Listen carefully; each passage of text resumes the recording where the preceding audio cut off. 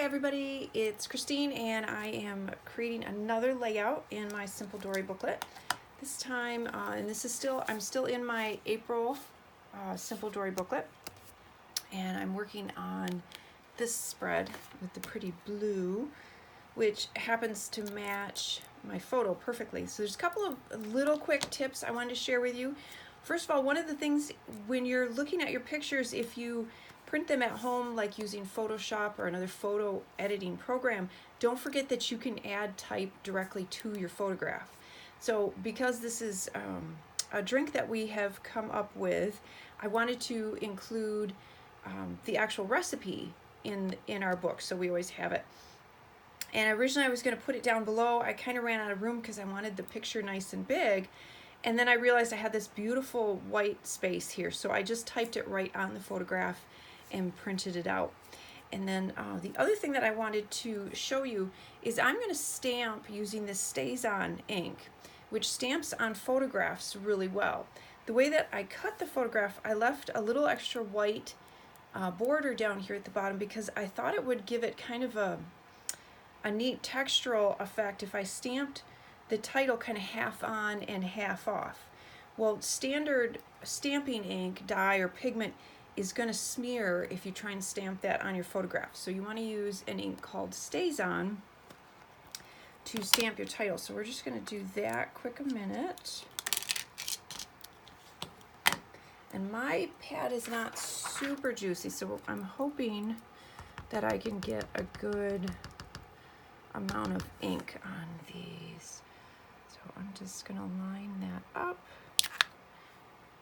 And this is actually what I'm looking for, is that little bit of texture and unevenness. So that's not going to bother me at all, that is kind of not a complete stamp.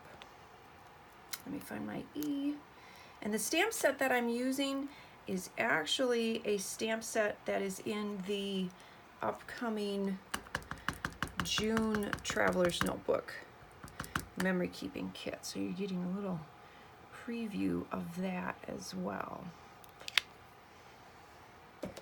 So there's my E, my L. The other day I was stamping and I grabbed the C instead of the G, which I had to kind of start over, but so I'm trying to go slow when I grab my letters. Don't want to do that again. And get back to my E. So again, like in my last video where I talked about the page, I took a page out of the booklet to be able to work on it a little easier. But you could do this right in your booklet as well.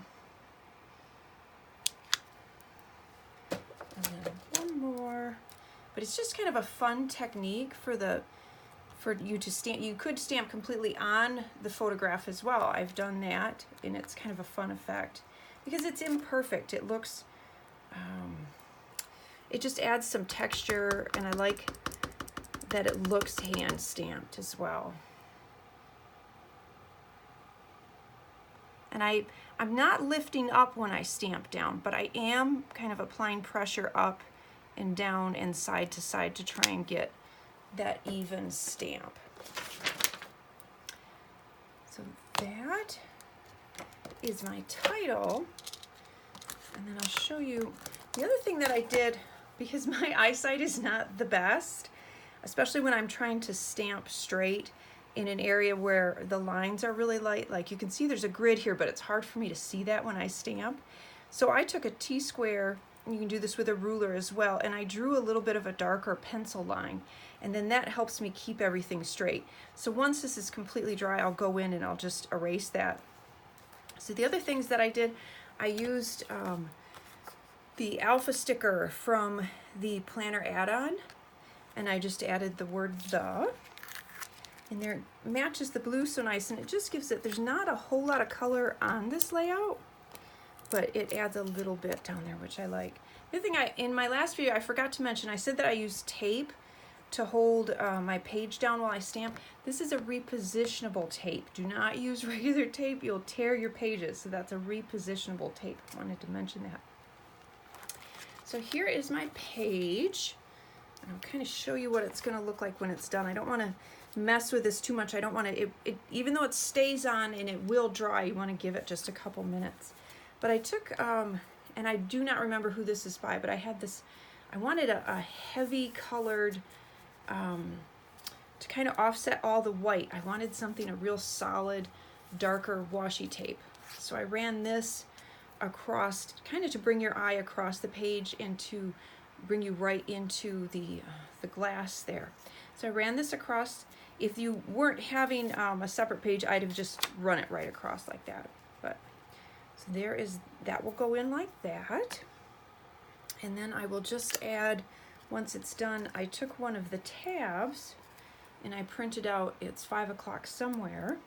And then that, once I have everything adhered on here, will just go on the top like that. And then that will be my finished layout. Again, I like the fact that this page is really blank. I could add a little more over here, but I like the balance of the light and the dark. So that is my finished layout. Thanks for joining me.